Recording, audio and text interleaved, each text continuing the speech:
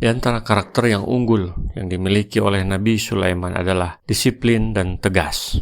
Wa tafaqqada at-tayra faqala ma liya la aral hudhuda am kana minal ghaibin. Dan dia memeriksa burung-burung lalu berkata, "Mengapa aku tidak melihat hudhud? Apakah dia termasuk yang tidak hadir?" Mujahid dan Sa'id ibnu Zubair serta selain keduanya telah meriwayatkan dari Ibnu Abbas dan lain-lainnya bahwa burung hudhud adalah ahli dalam mencari air. Ia secara khusus ditugaskan oleh Nabi Sulaiman untuk mencari sumber air bila berada di padang Sahara. Dengan kemampuan yang dimilikinya secara alami, burung hudhud dapat melihat cadangan air yang terdapat di dalam tanah. Ia dapat melihatnya sebagaimana seorang melihat sesuatu yang ada di permukaan tanah. Dan ia dapat mengetahui berapa jauh letak kedalaman sumber mata air itu dari permukaan tanah. Apabila burung hudhud telah menunjukkan adanya sumber air, maka Nabi Sulaiman alaihissalam memerintahkan kepada jin untuk menggali tempat itu hingga keluarlah air dari perut bumi. Pada suatu hari Nabi Sulaiman beristirahat di suatu padang pasir. Lalu ia memeriksa barisan burung untuk mencari burung hudhud, tetapi ia tidak melihatnya.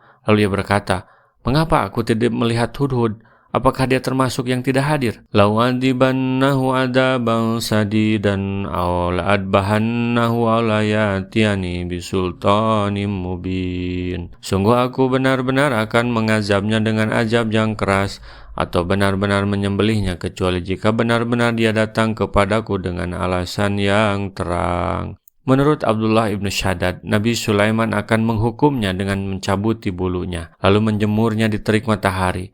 Hal yang sama telah dikatakan oleh bukan hanya seorang ulama salaf, bahwa Nabi Sulaiman alaihissalam akan mencabuti bulunya lalu membiarkannya tergeletak hingga dimakan oleh semut kecil dan semut besar. Jika burung ini tentara angkatan udara, demikianlah kedisiplinan yang diterapkan Nabi Sulaiman. Jika mereka alfa, artinya tidak hadir tanpa alasan yang jelas, maka akan dihukum, bahkan disembelih, kecuali kalau alasannya dapat diterima secara syariah. Ini menunjukkan kecermatan sistem keorganisasian dalam kerajaannya. Meski hudhud hanyalah prajurit kecil yang tidak mempengaruhi kekuatan pasukan, namun ketidakhadirannya dapat merusak kedisiplinan organisasi. Selanjutnya, salah satu karakter yang luar biasa yang bisa dipelajari pada surat ini adalah rasa memiliki pada misi lembaga. Seekor burung hudhud terbang dari Palestina ke Yaman untuk mencari berita mengenai kerajaan yang ratunya menyembah matahari. Dengan informasi itu ia tidak malu berdiri menyampaikan laporan kepada pemimpinnya. Pamaka sawghara ba'idin faqala ahadtu bima lam tuhit bihi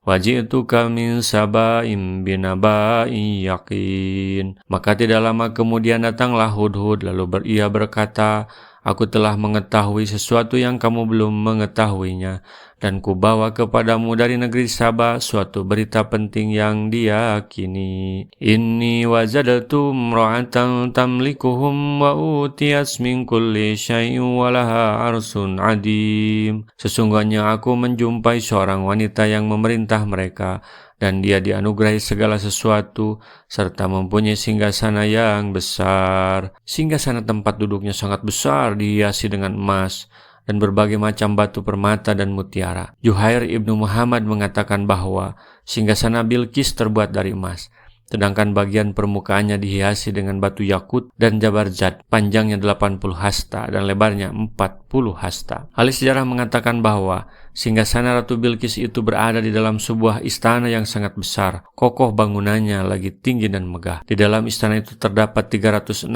jendela di sebelah timurnya, dan di sebelah baratnya terdapat pula jumlah jendela yang sama. Bangunan istananya dibangun sedemikian rupa agar sinar matahari setiap harinya masuk dari jendelanya. Begitu pula di saat hendak terbenam, lalu mereka bersujud kepada matahari di setiap pagi dan petangnya. Wajadtuha wa qaumaha yasjuduna lisamsi min dunillah wa jayyana lahumus syaitanu amalahum fasaddahum anis sabili fahum la yahtadun. Aku mendapati dia dan kaumnya menyembah matahari selain Allah, dan setan telah menjadikan mereka memandang indah perbuatan-perbuatan mereka, lalu menghalangi mereka dari jalan Allah, sehingga mereka tidak dapat petunjuk. Setan menghiasi amal mereka agar tidak mengetahui jalan yang benar, yaitu mengikhlaskan bersujud hanya kepada Allah semata, bukan kepada sesuatu pun dari makhluknya.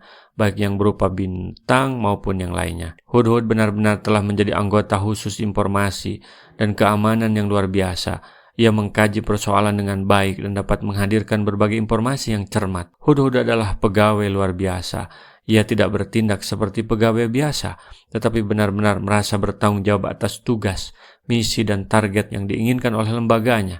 Karena itu ia menyatakan kecemburuannya pada misi dakwah. Ala yasjudu lillahi alladhi yukhrijul haba bis samawati wal ar wa ya'lamu ma tuhfuna wa ma tu'linun. Agar mereka tidak menyembah Allah yang mengeluarkan apa yang terpendam di langit dan di bumi, dan yang mengetahui apa yang kalian sembunyikan dan apa yang kalian nyatakan. Allahu la ilaha illa huwa rabbul arsyil adim. Allah, tiada Tuhan yang berhak disembah kecuali Dia, Tuhan yang mempunyai aras yang besar. Dialah Allah yang berhak diseru, yang tiada Tuhan selain Dia yang memiliki aras yang besar, yang tiada sesuatu pun dari makhluknya lebih besar daripada arasnya. Alangkah bahagia kalau umat kita mempunyai 1000 anggota seperti burung hudhud yang kreatif, inovatif, loyal pada umatnya, dan merasa bertanggung jawab terhadapnya. Rasulullah SAW bersabda, baligu anni walau ayatan, sampaikan dariku meskipun satu ayat.